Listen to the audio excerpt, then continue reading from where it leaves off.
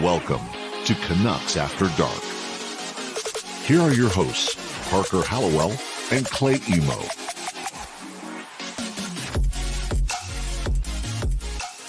Good evening, Vancouver. 10 p.m. here on Wednesday, August the 4th. It is the first real week of downtime in the off season, so we've got a lot of time to try to fill tonight. As always, joined by my wonderful co-host, Canuck Clay. How are you doing on this fine Wednesday night?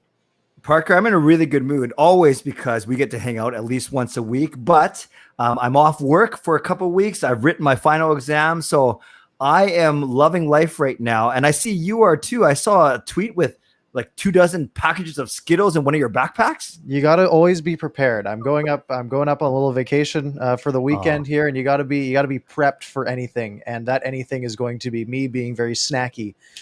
So Skittles are going to be on the agenda. Well deserved. You deserve a break too, man. You've been working hard. Yeah. So we've got a bit of things to talk about tonight, but over the last 4 weeks or so, it's been very busy in the hockey world.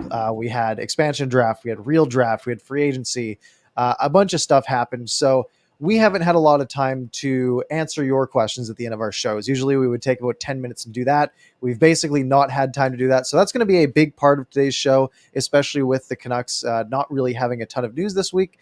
So the first half, maybe a little more than half of the show, is topics we have planned out as we usually do, but have some questions ready for us later on in the show if you want. And if you're listening to this after the fact, if you're listening to the YouTube VOD or in the podcast form, well, maybe next time come join us live at 10 p.m. on Wednesday nights, at least for now, Wednesday nights. We'll get to that later over on YouTube. Just search Canucks After Dark. You will find us there. Clay, where do you want to get started tonight? Well, I was just thinking, because I know we're going to talk about Wednesdays a bit later, but we've done Wednesdays for the past month. A lot of Canucks news and NHL news has broken on Wednesday. But really, when I look at the week that was, Parker, I think the one main, aside from waiting for contracts for Pettersson and Hughes, I think the one thing that sticks out to me is our newly acquired center from Dallas, Jason Dickinson, filing for salary arbitration. Now, I'll start this off, and then you can jump in, and we'll kind of go from there. Absolutely. This is not anything for us to freak out about. This is a normal course of business. It's basically whenever a restricted free agent and a team hasn't come up with a deal by a certain date. And we don't worry, because last year there were about 26 of these players that filed for arbitration, and only one, Tyler Bertuzzi, only one of those cases actually got to arbitration. The other 25 times, the team and the player came up with some sort of deal. It does put a little bit of pressure on both sides to negotiate. But the good thing also about this one is it's not like we're going to walk in a room and say, Jason Dickinson, you're not that good of a player, and this is why you only deserve 2.2. He's never played for us. So that's one small blessing of this situation is I don't worry about burn bridges, hurt feelings, any of that. And quite frankly, I think they're going to get it done before whenever the hearing is. What do you think, man? Yeah, it's one of those things where for an RFA, it's just one of the things that a player has at their disposal. It's a tool that they have, and they really have no reason not to use it if they're arbitration eligible. It really just puts sort of a hard stop on things. It's a deadline that neither player or team really want to get to, but it's there to sort of accelerate the process, being like, all right, let's get this done. I'm moving myself up in the priority list here. Let's hammer out a contract. Like you mentioned, it's rare that things do go to arbitration. We've heard some horror stories in the past about arbitration, although we've also heard that it's not really like that anymore. I think Brian Burke had some good stories that we've heard in the past. But it's not something it's not something you really have to worry about. I think in arbitration, you can only get a 1-year deal out of it. And it's just basically they both sit in a room. If you don't know what arbitration is, player and agent sit in a room, GM and his advisors sit in a room, and they say, and the player says, and his agent says, this is why I deserve this much money. This is my ask. They'll usually ask for an outlandish amount of money. And then the team will say, our goal is to pay this absurdly little amount of money. And this is why you suck and you're not good enough. And we don't even really want you here, but we'll pay you this much. And at the end of the day, the arbitrator sits down, listens to the arguments, usually ends up right in the middle of whatever their numbers are. And that's just where they end up on a 1-year contract. Now the club cannot walk away from it unless it's $4.5 million or more. Jason Dickinson will not be awarded $4.5 million. But I believe that Jason Dickinson has the right to walk. Oh, no. Does that sound right? Because then he'd become a UFA. I should know this, but I don't. I don't think you'd become a UFA, but I think you could say no. I don't think anyone can say no. I don't know.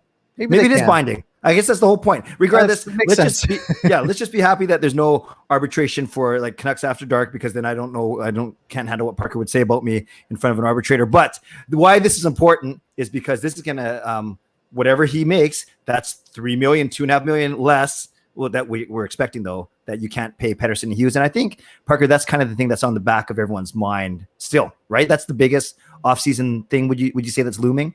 Absolutely. And I do want to just correct both of us here. And according to this article, at least, it says that the team gets 48 hours to make a decision.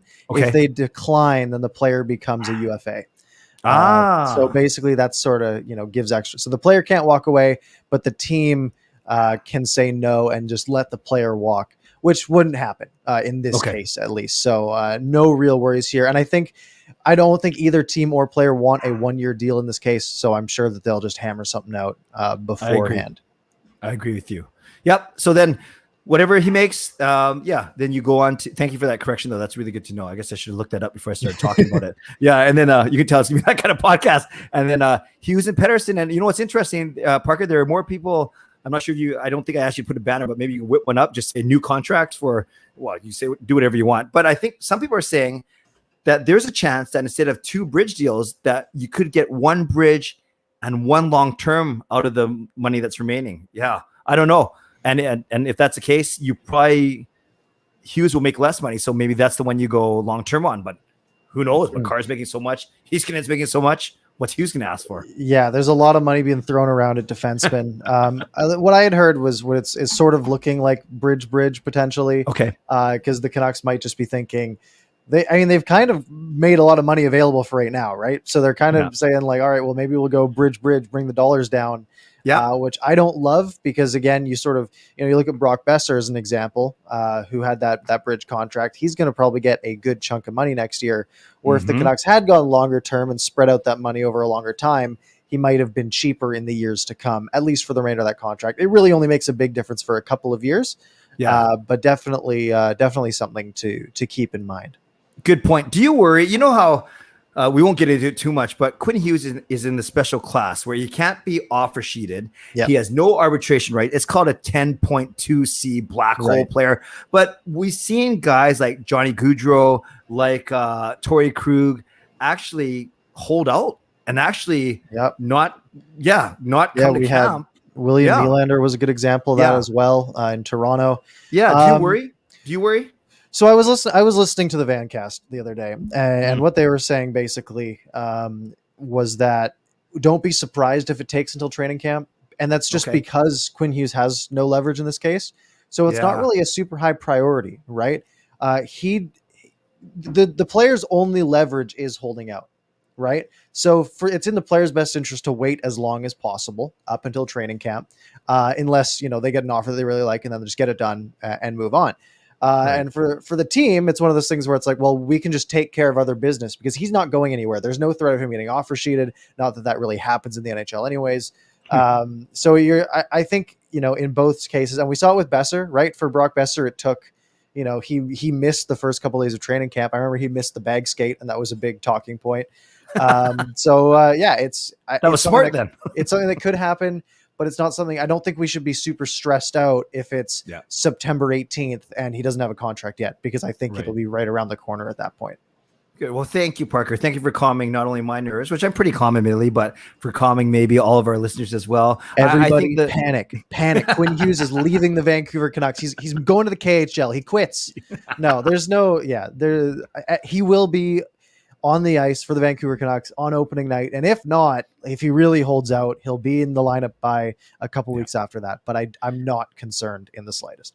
Fair enough. So I think the takeaway from both of us here is don't be surprised, fellow Canucks fans, if this does take, until September. Don't be surprised if it's not done in the next 2 weeks because, yeah, you're right. With Hughes, he's got no leverage. So the Canucks really no rush. They probably want to do Dickinson, avoid arbitration. They want to do Petey, who's you could argue is the more important contract, and then go from there. Well, we do know the Canucks have the ability to sign 18 contracts in a day. So yes. Look, we always talk about sort of this process. It's like, well, you got to do one guy at a time. These all take time. Well, clearly they don't take that much time. If the Canucks can go out there a week ago today and just fling out contracts like nothing. Yeah. So it's one of those things that it can get done. But again, lots of those guys that did get done last week are lower echelon players, right? The Tucker Poolman, Travis Hamonic, Brandon Sutter, guys like that. Phil DiGiuseppe. You got a bunch of guys where, you know, there's not a bunch of nuance to the contracts. It's a year, it's a dollar value. There's no trade protection to worry about. Not that there really would be in Pettersson and Hughes' case, unless they're long-term.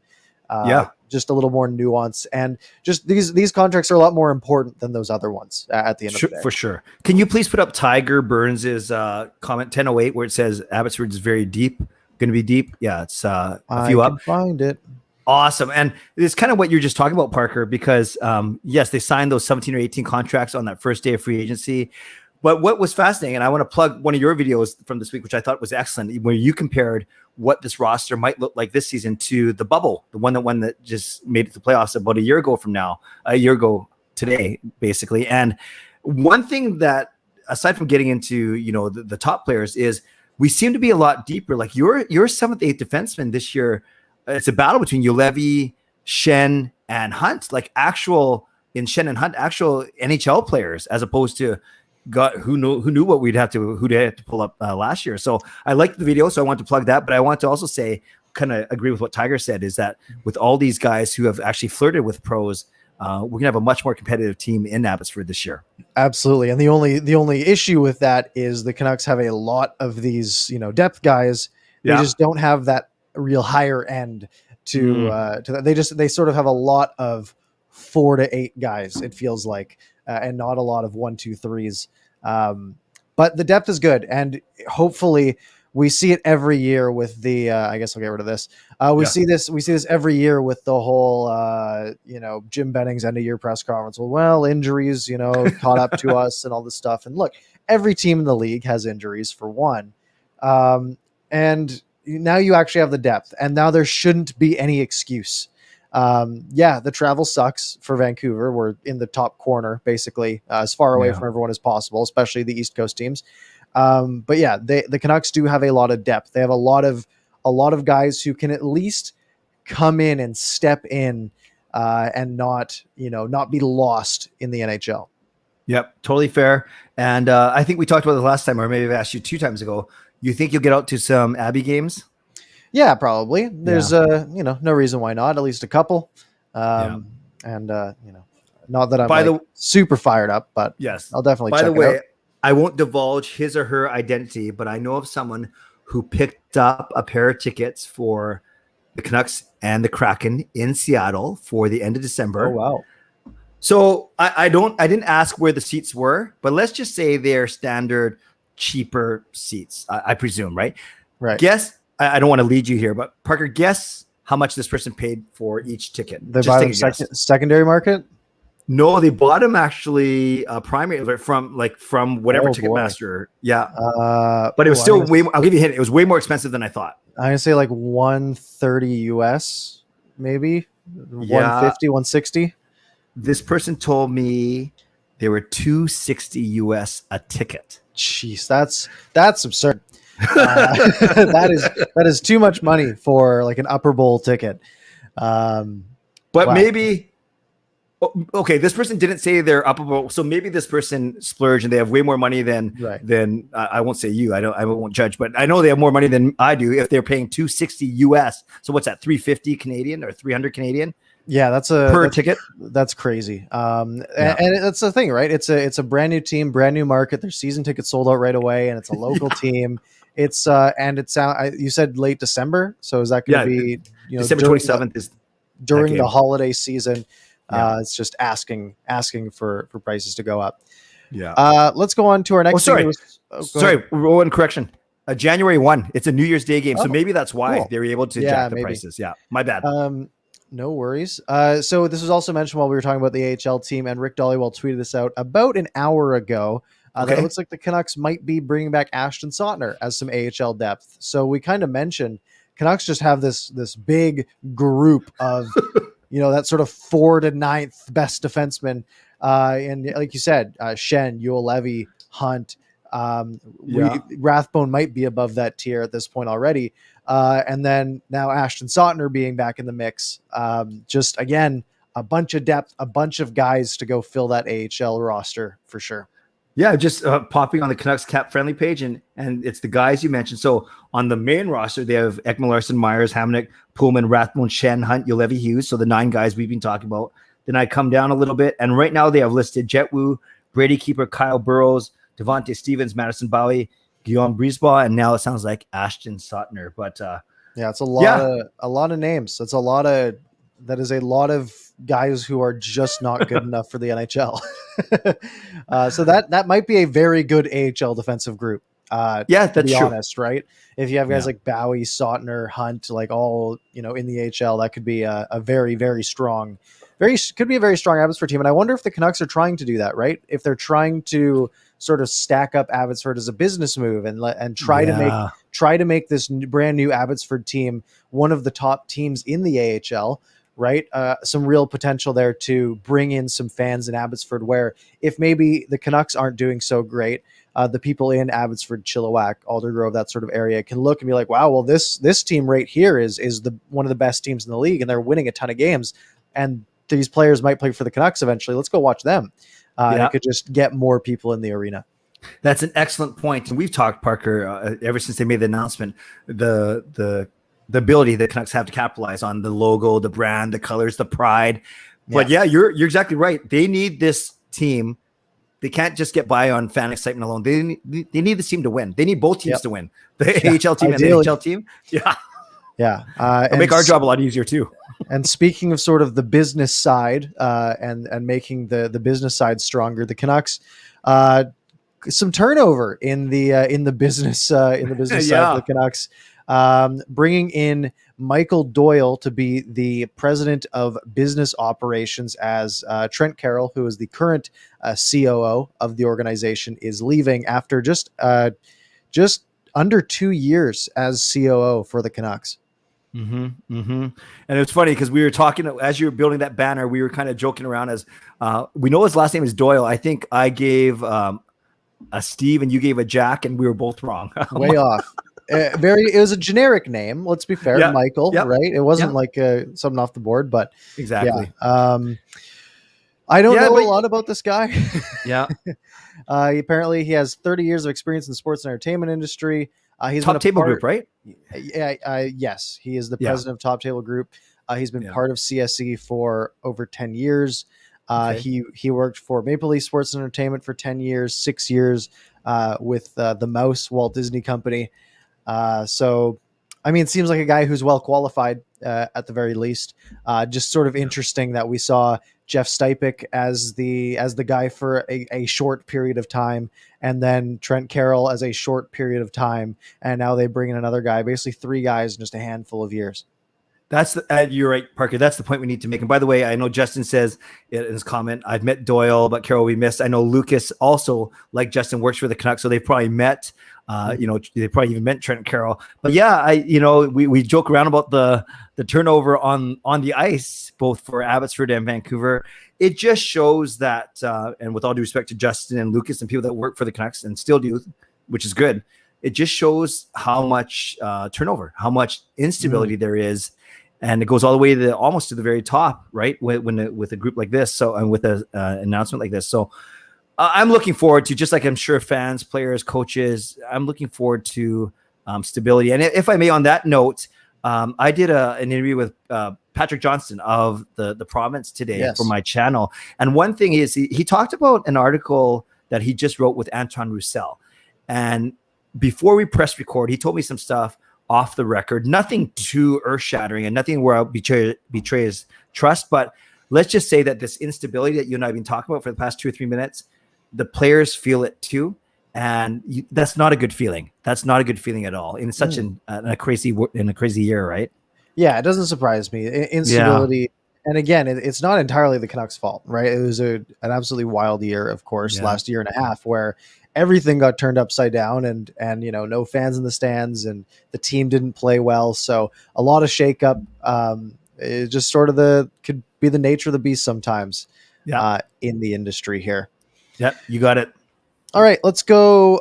Let's do the last thing that's directly Canucks related. I just wanted to mention this because someone posted this on Twitter and it kind of shocked me. But Quinn Hughes is the longest tenured Canucks defenseman right now. After Alex Edler left, every defenseman on the Vancouver Canucks roster has been with the team, at least that has a contract right now, has been on the team for less time than Quinn Hughes, who has not been with the team for long. Yes, Quinn Hughes makes his debut for a 5-game, run in April of 2019, and that makes him the longest at 2 years and 4 months. He is the longest tenured defense. That is wild, Parker. Talk about turnover. I mean, it's we've mentioned for the last couple of years that when the Canucks defense has been bad, we keep saying they can't come back with the same defense. They got to change something. Well, I mean, it took 2 years, but everything is different. Everyone that was on the Canucks defense previously is not, and not saying that they've necessarily gotten better. Guys like Tanev and Edler gone, obviously huge pieces that are now with Calgary and LA.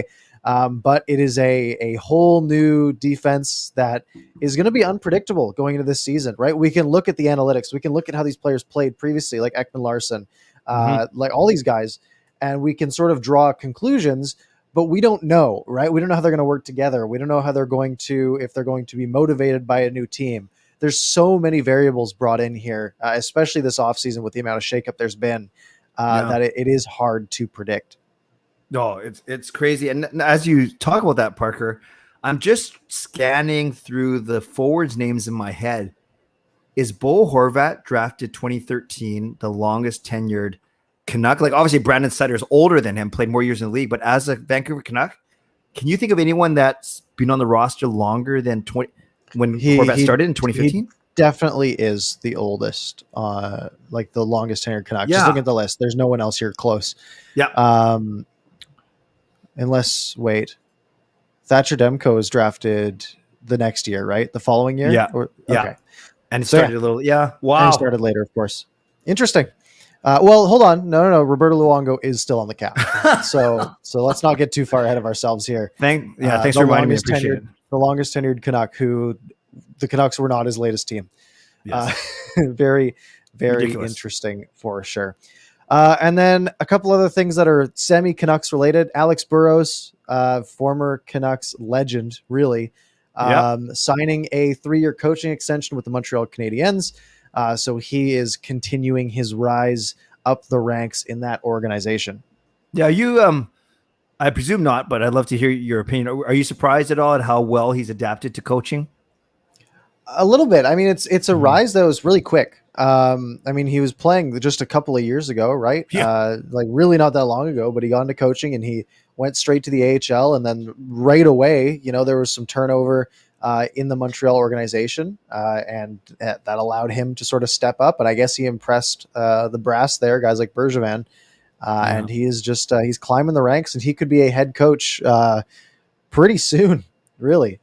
Yes. And you think the intelligence is there because, in all seriousness, to play with the Sedins and to keep up with them and to do well, perform well with them, you obviously have to be smart. You have to be quick on your feet. So I presume he knows the game well. I wasn't sure, like, it's nothing to do with the way he speaks English. I just didn't know how good of a communicator he was. And it sounds like he's a very good communicator, and he's passionate, and he's genuine, all the things maybe you want in a leader. So I'm not surprised. Obviously, there are people wanting him to come back to Vancouver or whatever. Maybe that's down the road, but it's really good for him. And I think Canucks fans should be very, very happy for him. And it's not like they're in our division anymore. So that's gone now. No longer direct rival. So that is good. And 2 more just minor, very barely Canucks related things. John Tortorella signs with ESPN. That is going to be so entertaining, just seeing John Tortorella give short, nondescript answers to panel questions. Do you like his shtick, Parker, or do you get sick of it, or are you kind of neutral? It's a little overplayed at this Okay. point. I think. Yeah. Yeah, I mean, I think he's fine. I just think, yeah, he's done it enough. But we'll see. We'll see how he sort of bounces off other people on TV. Kind of interesting there, but barely. Yeah, were there times, Parker, when he was on TSN where they would shoot the quiz at him just to make him mad, and he wouldn't even? He didn't. Yeah, he didn't acknowledge it really. Like it just seems like an odd signing. But I guess he's not going to be head coaching for a while, which is kind of surprising. I mean, he's been he was very good for Columbus for a couple of years there, right? Jack Adams Canada. Did he win one year? I don't think he won. I think he got close though. Yeah. So he, had a real big impact on that organization. It was his time to leave there. I think everyone sort of saw the writing on the wall. But I mean, you go back just a couple of years ago, that performance against Tampa Bay in the first round of the playoffs, where they go in against a team that won every game they played that year, basically, and they go out and battle back in game one, down I think 3-0, and then go on and win the entire series. Clearly, a coach that can get something out of his players. Just really needs to be in the right environment. Tampa Bay fans should actually be thanking him for letting a fire under their team's butt. And now they've gone on to win 2 straight. Yeah, for sure. Definitely true there. And the last Canucks thing, I thought this was sort of an interesting tidbit. Quentin Grimes drafted to the NBA. I think 24th, 25th overall, something like that. The half brother of Tyler Myers, making them the first brother duo to have both been signed in the first round by NHL or NBA teams. Kind of a very weird trivia piece, but yet good very genes, cool. Apparently. Yes. So, I have a funny story for you. Back during the Final Four tournament for NCAA, whatever team that Quentin played for, they did well and they got pretty far. And then you'd hear a story. The Canucks would even tweet about Tyler Myers cheering on, his brother. And I didn't put 2 and 2 together. I just presumed it was some Caucasian guy on whatever team. And then I see the pictures, and it threw me for a loop, and then I realized half brother. That makes a lot of sense now. But I didn't even think to look at a picture of Quentin Grimes. And it's an amazing story. It's so cool to have. Is he as tall as Tyler Myers, or like? He's probably, if he's in the NBA, you would assume. That's a really cool story. He's 6'5", so I think he's shorter. Okay. I think he's probably lacking the neck length. I think that's I'm sure he can jump higher than Tyler Myers. I probably think. Just a guess. No, but that is a pretty cool story, and that talk about good genes. Absolutely, I guess from they share a mother, so that's pretty awesome. That is very awesome. Absolutely. That's kind of it for Canucks topics. Okay. So we're going to touch on a couple of other things around the NHL, but we are going to start requesting soon for you guys in the chat. There is a good chunk of you to start asking some questions. Wait like 2 minutes, and we're going to just run through the rest of these things. The first one is about the show. We're continuing with Wednesdays for now. Obviously, our first 15 episodes, 13 episodes, something like that, we're all on Monday nights at 10 p.m. We shifted to Wednesdays because that was sort of when all the news was. And at least for the month of August, we're just going to stick with Wednesdays for now. Just sort of works best for our schedules. More news seems to happen like Monday, Tuesday, Wednesday, which sort of caused us some issues where we'd be talking about stuff that's a week old by the time it came to the show. So Wednesdays just sort of seem like a good place to stick for right now. Yeah, and I think what's really important to note is we didn't just make this, and it's not like a life-altering decision. We're a small but fun and really good Canucks podcast, but really very good. We did talk about though, and we took this decision quite seriously, and we spent a lot of time talking about it actually over the past week. But whether in terms of our personal lives, our professional lives, and just as Parker said, the flow of news and just the own rhythms of our own energy in our own lives, and even looking, quite frankly, at the Canucks schedule, less games on this day, more games on this day, whatever it may be. This is what we're going to stick to, and we think it's going to work, and we hope that you guys come along. But truly, shoot us some feedback. If there's enough of you saying, "Oh man, this stinks," Monday's way better. We want to hear that. But right now, we feel that this is right, and we're starting it now, but we started it back in July. Yeah, and a big part of it. Think of it like Monday, after a weekend, you go hard on the weekend, you have a good time, you come back at work on Monday, and then we have to be up till like 11:30 to do the show. We're just tired at that point. Wednesday, we're in the groove of the week. We're over the hump of the week. So we're going to cruise with this for a little bit. We'll see how things go during the season. I don't think either of us have really decided what our plans are personally on our channels for the regular season yet. So we'll see how that sort of works out. But for right now, sticking with Wednesdays, at least for August. And I will give a shout out to Parker. Parker, as you know, he's the brain. He's the brain behind this Canucks After Dark machine, but he also gets up way earlier than I do. So he admittedly, he is doing a solid for us, basically for me, because man, I'm just hitting my prime at 10:30 at 11 p.m. You are used to it. All of your streams have always been about 10. I still remember that phone call when we first discussed the show, and you were like, how about 10? I was like, all right, that's fine. And it's a good time. There's not much competition. You guys are up late anyways. We're just maximizing it here. That's awesome. Thank you, man. All right, let's go on to some other NHL stuff. We'll touch on these all for about a minute each, sort of cruise through them. First one, some news in San Jose. Evander Kane. Some controversy, some Pete Rose-esque controversy on the gambling side. Basically, in his words, soon-to-be ex-wife, which is a heck of a quote, saying that basically he's been gambling a ton, which we kind of knew, but then also gambling on his own NHL games. Now, again, this isn't confirmed. The NHL was very, very quick to launch an investigation into this, of all things, is all I'll say. But they jump right into it. And if this is something that turns out to be true, he could, that would just be it, I think, for Evander Kane.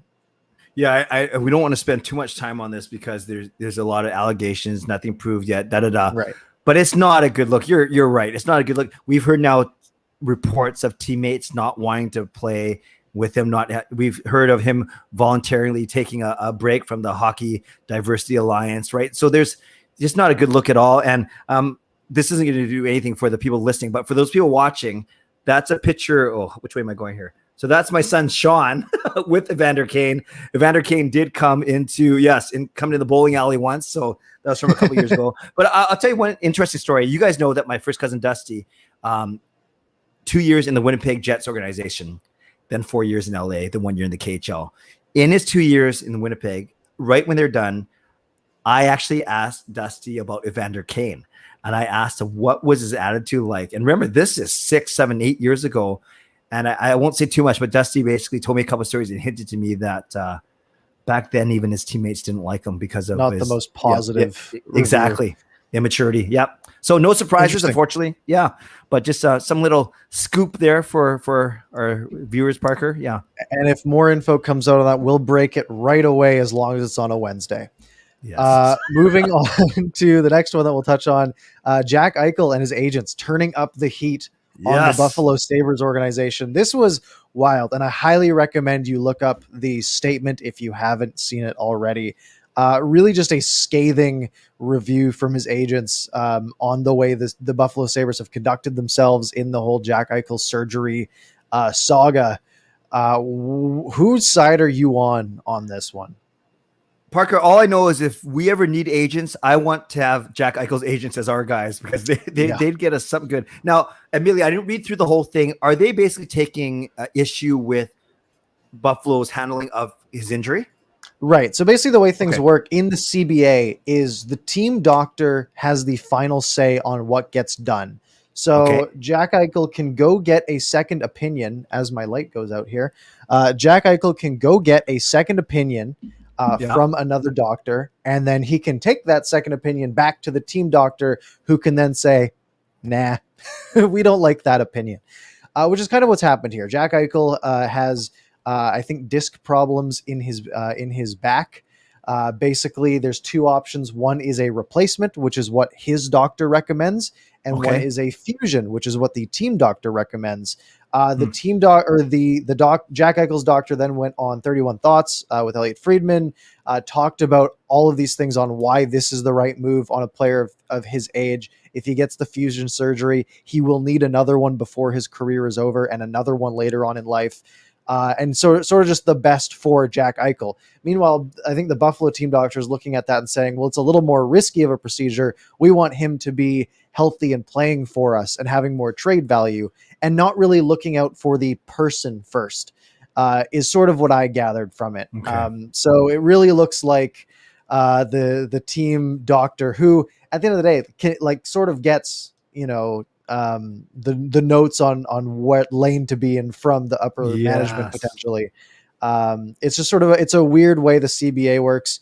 It's gonna hurt his trade value even more, and he clearly wants out of there. The way and thank you, Parker, for that explanation. The way you explain it, you'd think that Jack Eichel's doctor would be more objective and truly want the best for him. And as you said, the team doctor is likely balancing a couple of competing narratives. Not his fault, but the team's probably telling him, do everything you can to get him playing for us. Yeah, that's tough. That's tough because, it's easy to say this is more than hockey, right? You got to put things in perspective, all those things, because this is their livelihood. This is their chance to make money. This is what they've trained for all their life. So, but when I hear myself speak, you'd like to think that you do what's best for the person first at the risk of your franchise. And I saw Lucas has just folded the Sabres franchise. Yeah, they're a dog's breakfast for sure. There's so much wrong there. And they were also in the news with their ownership this week, trying to basically wanting new arenas for both the Bills and the Sabres, but it has to be 100% taxpayer funded and all these things. And it's just like, they're just so much bad PR around this organization right now. And for good reason. It is deserved bad PR because this team nothing has gone right for Buffalo in a long time, except for getting the first overall pick. But who knows how that's going to go. A couple times. Yeah. Yes. Let's go to the next one here. David Krejci. Basically just calling it, which was surprising because I think he's still really good. I want to just check his point totals here from last year, but he had, pulling it up. He had 44 points in 51 games this year. Wow. For Boston, always, basically like 3/4 of a point per game player, only 35 years old. But he has decided to leave the Boston Bruins, of which he's a very big part of. And they're still trying to, compete for a Stanley Cup right now, before, Bergeron and Marchand are done. And he's heading out. And I think it was mostly family reasons. I think he wants his kids to grow up at home in the Czech Republic. So he said, look, I've made enough money. I've made a good enough impact. He's got a Stanley Cup and he's gone. Yeah, you make a really good point because I was going to ask you before you mentioned their names. He's kind of like the underappreciated Bruin because when I say to you, Parker, name me 2 Boston Bruin forwards, who are the 2 guys you mentioned? It's Bergeron, Marchand every time. Exactly. And Krejci is kind of like this underappreciated, solid. You just read his stats, 44 and 51. That's pretty darn strong. And maybe after a crazy year and a half, he just wants more. Maybe it's the buzzword of our podcast tonight is stability. He just wants a more stable environment. You're right. He's made the money. He's won his Stanley Cup. Have they won 1 or 2? Just 1, right? Just 1. 2011. Like they haven't won since then, right? No, they have not. Just making sure. Then I'd be doubly as sad. But yeah, it makes sense that, and I don't think it's going to be a mass defection, but maybe we're going to see more of these things in the next couple of years. Well, maybe not. We'll see. But a bit of a surprise for sure. Yeah, and he's putting himself first, and you know what? Every right to do that, and it really does make Boston worse. Like I mean, he was. I think he was just he was their 2C forever, and him leaving a good 2A center that puts up just a lot of assists really every year, and him leaving is going to be a big hole for Boston to fill. And the last thing, we've sort of touched on this insane defenseman market. Zach Werenski getting huge dollars. And again, another guy who hasn't been excellent lately. He's a good defenseman, but hasn't been like lighting the world on fire. 6 years, over $9.5 million per year. I think a $55 million contract or something like that. Actually, probably more than that. But a ton of money. And I think I listened to the same Vancast episode that you did. I think Thomas Drance talked about the fact that Werenski and Jones, not the best comparable to Hughes because they're further down, and this is their third contract, basically. They're right? UFAs, yes. more so. But 9.5, and I think you tweeted about this, or it's come out. Darnell Nurse, isn't he looking at 9.5 as well? Like, yeah, and I think that's going to be 8 years. And Nurse really had one excellent offensive year this year too. If we're touching on that, like he took over. He was, I mean, I had him in fantasy. He was excellent. But yeah, like sort of one year coming through and tearing it up offensively and analytically not excellent defensively. And just tearing it up as a 26-year-old and putting up a ton of points. And now he's going to get a ton of money in an extension. So this also leads me to the fact why it makes sense to go bridge for Hughes too. Like he's not going to make 9.5 yet, like a Werenski, like a Nurse, like a Seth Jones, because he's not at that level yet. But you're creeping a little bit more towards that level when you look at Makar and Heiskanen as well, right? So circling right back to the first thing you said about Hughes is control him at a bridge deal, and I think that's what people are expecting. But when I see that number, that's absolutely nuts, man. He's a good player, but that does get risky though, right? Because Darnell Nurse got off of his ELC about 3 years ago, signed a 2-year bridge at $3.2 million a year, and then signed another 2-year bridge at $5.6 million. Okay, right, and now he's going to be getting 9+. If they had gone after that first 2-year bridge where he's making 3.2, if they had gone like 8 by even 7 instead of 2 by 5.6, right? Then they're getting almost the same amount of years, 2 less years at the end of the day. Come on ahead. But getting way more savings on something like that. So it's definitely a balancing act. Wow. 9.5. A lot of money. All right. It is 10:41. We are 41 minutes in, and we are already out of topics. So it is your time to shine. We can show your comments on screen as we've done. We'll read them out. If you are listening after the fact in the podcast form, sorry you can't participate here, but next time tune in live and you can. So we will let these come through for a moment. Clay, anything else you wanted to talk about, chat about while we wait? Yeah, no, as we wait for these questions to come in, by the way, we've kind of gotten away from it because we've been so busy, but if you have a good don't do that, put that in there as well. We will take questions and don't do that. No, I just think now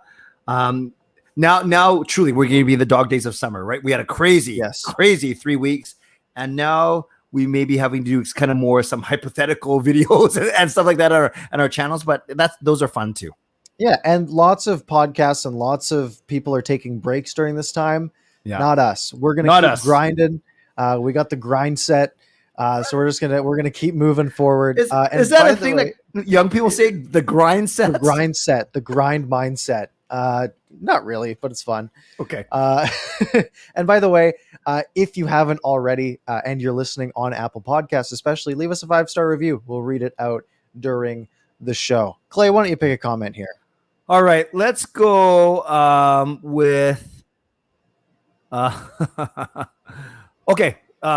Actually, Lucas Gates about Tyson Geek leaving the Canucks. I like this one because he was the in-arena game host for the 50th season, and I thought he was great. Like I thought he was great too. Yeah, he was engaging. He did his job, and he did his job well. I think I saw Lucas hinting at that maybe he's got some other priorities, other commitments too. But yeah, we'll see who fills the spot. Parker, is that something you think you'd be good at? In-game host for the Canucks? There'd be way too much pressure. I'd get nervous.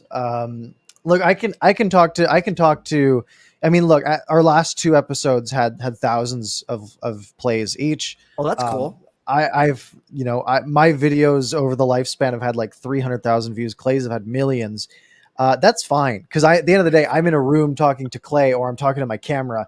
But having 18,000 people around me instantly reacting, that's a little different. I think I could pull it off once, but I would be very, very nervous. So here's as cocky as this sounds, I know I could do it. I'm not saying I could do a good job, but I would feel like I thrive off that kind of energy, that spontaneity. But I know I'd be stuttering, mumbling, and just I do that on these podcasts. What am I going to do in front of 19,000 people? But interesting. I think there's going to be a lot of people that are interested in that job. Yeah, it'll definitely be an interesting opening. My email, my inbox is open. If Francesco, if you're watching out there, let me Yep. know, or whoever the business ops guy is, not Jack, Michael Doyle. Michael, Michael yes, Michael Doyle. Yeah, hit me up. All right, let's move on then. Noah asking about Madison Bowie. Does he play in Abbotsford then? I think so. I think there are way too many. There's such a glut of like I said, that seventh and down defenseman. Shen and Hunt and Sautner and all these other guys, Sautner potentially, Yule Levy, all these guys that are just sort of building up. Like Bowie might be like a number 3 or 4 defenseman in Abbotsford, right? He might not be top pairing. Like, there's so many AHL depth defensemen there for the Canucks to deal with. Parker, true story. I thought when we first got him and they did that nice interview with him as he was on an airport getting ready to fly to Vancouver, I actually thought he was going to get some sort of look. Like, I knew he was insurance for the expansion draft, but I didn't know it would be like one of those insurance policies that you put in your glove compartment and you don't even remember that it's there. It will stay there for the next year. Yeah. It's true. Can you put up Nicole's for me? We're in a good mood. I think we can go off. Yeah. So I got to tell you, as a night owl, I've been actually getting up to watch Andre DeGrasse run. I've been getting up to watch, the soccer match and all these things. I don't mind. And maybe it's because I'm off work, but I thought even if I was working, I think I'd still get up and then just be a zombie throughout the day. But I've really enjoyed, and I've told you before, the 2 things I like in the Summer Olympics are track and basketball. Basketball, I just kind of ho-hum so far because they're not at the semis yet. But the track, Andre DeGrasse, the 4x1 team, qualifying, DeGrasse winning gold and then a bronze in the 100 meters. It's been amazing. I love it. Absolutely. Yeah. I've been just PVRing all of it. And we catch up at night. And I woke up at like 6:30 this morning. I checked Twitter. I'm like, oh, well, that's what happened. I guess I'll see that later tonight. So it was your tweet I saw first. Oh, cool. So you did spoil it for me, but that's okay. Cause there was 3 others right below. There was Friedman's tweet about it. There was CBC Sports. It was getting spoiled for me regardless, but excellent runs from Andre. And one interesting thing, just to close that topic, is Canada playing Sweden for the final in women's soccer. Yes. Supposed to be playing tomorrow night at, I guess, 7 or 5 or 7 p.m. our time, which would be a morning time in Japan. But they're worried about the heat. They're worried about their own safety. So they've requested, I'm not sure if they've finalized it. Did they end up pushing? I didn't see that, but I remember I was watching the heptathlon today. And I heard that they said it was like 44 on the Humidex. Which is, I mean, we had it at 45 here a couple of weeks ago, and that was you couldn't go outside. Yes. And these people are, a 90-minute soccer match. Yes. We saw people running like the 1500 meter today, and it's like, how are you doing that? Like, that looks just like you just die. Definitely. I wouldn't be surprised if they moved it. Yeah. But that is something that I am looking forward to, is that match against the US the other day was wild. It was wonderful. So if they, first world problems, if they do move it to the afternoon later in the day in Tokyo, that means it's an early morning. So I'm guessing it's going to be another 1 for us. Exactly. 1 or 3 a.m. for us. Yeah, for sure. Yeah, absolutely. Do you want to pick another one here? I haven't really been looking. Justin's is pretty funny. Justin's the one who scores first. And why don't you start off with it? Go for it. This is a good one. All right. Justin asks, who scores first versus the Canucks next year? The Roussel, Eriksson, and Beagle first line in Arizona, or Edler in LA? I'm playing the numbers game. I'm gonna go with Arizona because there's 3 of them. And none of them scored last year, really, right? Edler didn't score last year. There's no way Roussel had more than like 3 goals. I don't remember what the numbers were. I know Eriksson didn't score because he didn't play. Right. And I'm assuming Beagle had like 2 goals or something. So I am going to, you know what? I'm taking the under. I'm taking nobody. None of these people score against the Canucks next year. I'm calling it. Yeah, if you went by sheer games played chances, we play Arizona 3 times, and we play all Pacific Division teams 4 times, except for LA and San Jose. So we only play LA 3 times. Yes. You play the So numbers game. You take the 3 forwards over the 1 defenseman. okay. If I had to pick from those 3 though, it would be Eriksson, but it would be on his own net. So he's scoring for the Canucks. And that's locking it in. Okay, I'm going Roussel off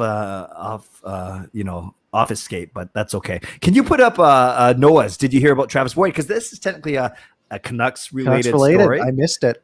Yeah, me too. But actually, I saw it. Yes. So before the Brandon Sutter news, before the Jay Beagle even trade that we just talked about, I would always say I didn't mind Travis Boyd. He was more noticeable to me than Jimmy Vesey, his Toronto counterpart that came over. And Boyd actually scored a couple times in mean nothing games, mind you, but he actually scored a couple times. So I thought he could be a versatile option. But as soon as Beagle got, exactly. Yeah, maybe depth even, but I guess it's not to be. He's probably cheap. Yeah, he was cheap. I wasn't. I don't know. I wasn't super enamored with Travis Boyd. Okay, or VC obviously. Like VC, I really didn't see much, and then Boyd, he had those flashes, but I thought Gravac was better than Boyd was at the end of the season last year. So I would have preferred them bringing him back, but he left for Europe. Yeah. And look, it's one of those things where it's not a huge deal. I mean, good for him getting a contract. But he would have been depth. He would have been behind Sutter in the depth chart. He would have been number 5 especially after Dickinson gets brought in. So no real room in the lineup. But in Arizona, which is now the Canucks dumping ground, apparently, he will get some playing time. All those, not even 4th line, 5th line guys. VC, Boyd, Harlock, Gravac, they're all gone now, aren't they? Yep. And that's fine. Again, there's a personal side, and it sounds like really mean to just be like they're replaceable. Yeah. And it sounds bad, but when we're just talking numbers and players and contracts, they are, right? I mean, there's not a million. There's 100 of these guys out there that you can pay $1 million and they'll play 8 minutes a night, 32 times a year, and you'll be fine. And that's sort of what all these guys were. You wouldn't want them to be in the lineup every night. And the Canucks have guys like this already, right? They've got Highmore, they've got Bailey, they've got McEwen, they've got Mott's above that, obviously. But sort of that, those guys at that caliber, that replacement level players, as the analytics side likes to coin them, because that's basically how it is. Yeah, absolutely.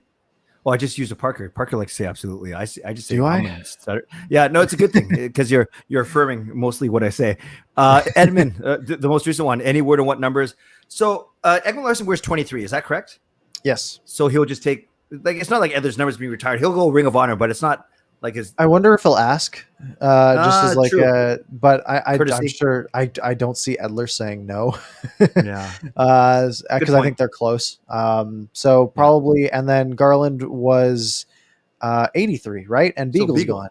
Okay. So that works fine too. So I would assume 83 and 23. Yeah. But who knows? It's not set in stone yet. Yeah. Okay. And then Jason Dickinson. It's weird. Like, I was looking for thumbnails. Did he wear 16 and 18? Because I've seen both. Oh, really? Yeah. Man, well, he's not going to wear 16 here. I'll tell you that. And 18. Would you touch that number? I think we need it. Let's take an 18. Everything I'm. Oh no, there's a 16 on his jersey. Weird. Yeah. Yeah, he must have switched. Would someone have gotten traded to there that would have taken it? Pavelski's not. No. Pavelski's like an 8. I don't know. But yeah, I think he'll probably end up with 18. I think that would be a safe bet. Why don't you put up Arsenal's and start with it? That's a good one. All right. Arsenal asks, hey guys, where do you think our defense is right now compared to where it needs to be to make the playoffs? Yeah. So to start, I ran 2 polls yesterday. I ran one on my YouTube channel and I ran one on Twitter. Folks, you're optimistic. This is the question that we asked it during Canucks After Dark last week. I said, where do you think the Canucks will finish? 1st, 2nd, 3rd, 4th, 5th, 6th, 7th, 8th. On YouTube, 464 votes. 59% said 3rd or 4th. 22% said first or second, and then 19% for the bottom four. So that's 81% of people basically that are saying this is a playoff team, or at least close enough to a playoff team. My Twitter poll that I ran was 40% first or second, 48% third or fourth, and then 8%, 4% for the last two. So you guys think that this is a playoff team right now. I didn't make this an option, but I am a 4th/5th right now. Because I think based on what we saw last year, the Canucks really underachieved, and they need to convince me that they're not going to do that again this year. I'm just nervous. So when I look at the defense, I am concerned about it. I think the forward group is now good enough to mostly counteract the problems that they might be able to either outscore the defense or have guys like Dickinson hopefully help the defense, and then Demko again being a wall ideally. If you were to look at the average playoff team, the Canucks' current defense is worse than that. If the Canucks were able to have an average defense, then we're talking about, potentially like a top 10 team in the NHL, right? Because you're talking about probably a top 10 forward group, at least a top 9, top 10 goalie tandem, probably. And then if you had an average defense, if you can combine all three of those, you're probably in the top, grouping of teams. Now, you need to be top 16 to make the playoffs. And I think the Canucks are probably in the 13 to 18 range. So I think it would be minor improvements would be needed if you wanted to be more confident in them being a playoff team. Yeah, I have a take on this, and I've never shared it in my videos. I was just thinking about it as you were rattling off some of those expectations. When I think of the left side, we think of Ekman Larson, Hughes, and Rathbone. And it's really funny how we want them to all have really prove me wrong seasons. We want Ekman Larson to show that he's better than he was in Arizona. We want Hughes to show that last season was just kind of a bad sophomore slump season. Or not even, was that a second year or third year? Was that a second? No, that was his third. No, technically his rookie. Okay. But better than, and I've always been saying, I'm so high on Rathbone. I think he's going to surprise people. On the right side, it's almost like we just hope these guys don't suck, right? Like we don't want Tyler Myers to be bad. Yeah. We hope Travis Hamonic is okay and it has a way better start than last year. And we want Pullman to outplay his contract, as the Sedins would say.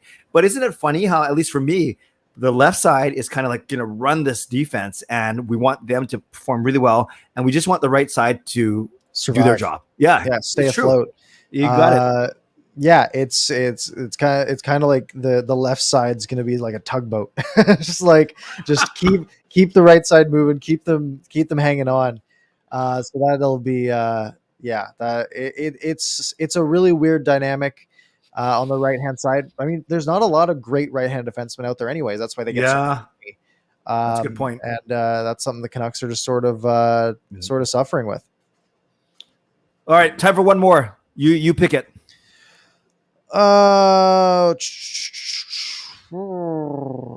going to sort of bounce off of this comment by Fangirl asking, do you think DiPietro with a year in the AHL will be really beneficial to get him ready? And I'm sort of going to morph this into, do you think after this year in the AHL, assuming DiPietro plays 70% of the games, will he be NHL backup ready by next season when Halak's contract is up?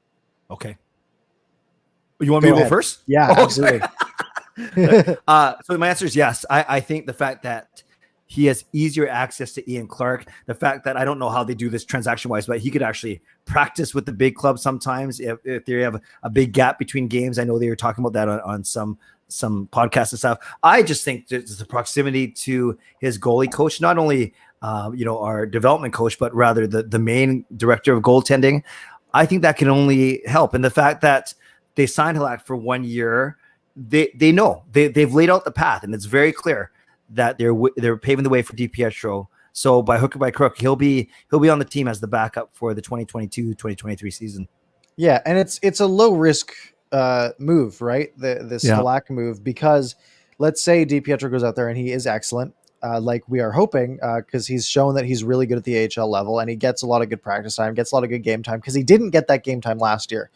So if he comes out and kind of puts up a dud of a season, Well, you can just go do another Halak, right? Go find another, cheap guy for 1 year as a stopgap. But if DiPietro proves that he's ready to go to the next level, which I think he could, and I'm hoping he can, because he does really look to have high upside, then we can hope for the best there.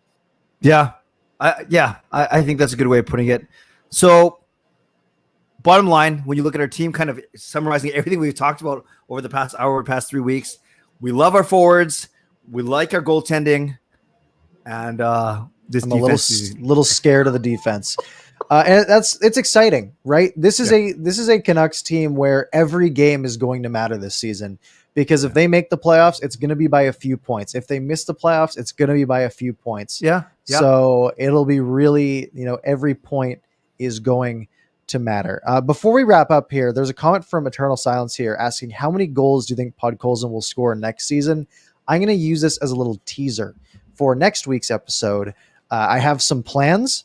Maybe some prop bets for the season that we might do, and we'll get you guys involved in those as well. Maybe a little prize on the line. We'll see. So make sure you stay tuned for next week's episode, Wednesday, 10 p.m., as all of our episodes will be for the month of August at least, and likely into the future. We'll, of course, update you if that changes. And to get those updates, make sure you follow both of us on Twitter. He's at Canuck Clay. I'm at ParkersPucks. You can find us on YouTube, ParkersPucks, Canuck Clay. You can just type either of those into Google and you'll get all of our stuff, which will do just fine. Clay's pumping out videos every day. I'm doing videos every couple of days. So lots of content for you guys. And if you want to listen to older Canucks After Dark podcast, maybe this is your first one, you can go back onto our YouTube or onto our podcast, hear our thoughts on the Ekman Larson and Connor Garland trade, hear our thoughts on free agent frenzy and all of those good things. Clay, any parting words for tonight? Yeah, I just want to say we're pretty grateful for the support we've seen. We're 5 subscribers away from 500 on YouTube, which is that jump from 3 to 500 was very, very large. We've seen some of the numbers in the back end with our podcast episodes. So thank you. We know that we're filling a void right now. We're one of the more regular shows going on, and we're looking forward to when the season starts. And we're going to be creative. And you'll see it next Wednesday. Parker's already ran a couple things by me. Now I'm all nervous, but we're going to make it work. And it's going to be a fun show next week. Like I thought tonight's was fun. There's less pressure because there wasn't really much to get through, but we made it work. And I thought it was great tonight. So thank you, Parker, and enjoy your Skittles, man. I will. And of course, we always value your interaction. So any comments we did miss throughout the show, we'll go back and we do read them. And if you're watching after the fact, feel free to leave a comment on the YouTube video. And you said 5 subscribers away from 500. We are now 3 away from 500. So if you are not subscribed on YouTube, go do that. Get us over the 500 mark and leave a like on the video while you are here. That is going to be it for us. Thank you guys once again for sticking with us this week. We'll be back on the 11th next Wednesday, maybe with a Pettersson contract to talk about. Who knows? We will see. And I hope you guys have an excellent time, excellent week. Talk to you guys later.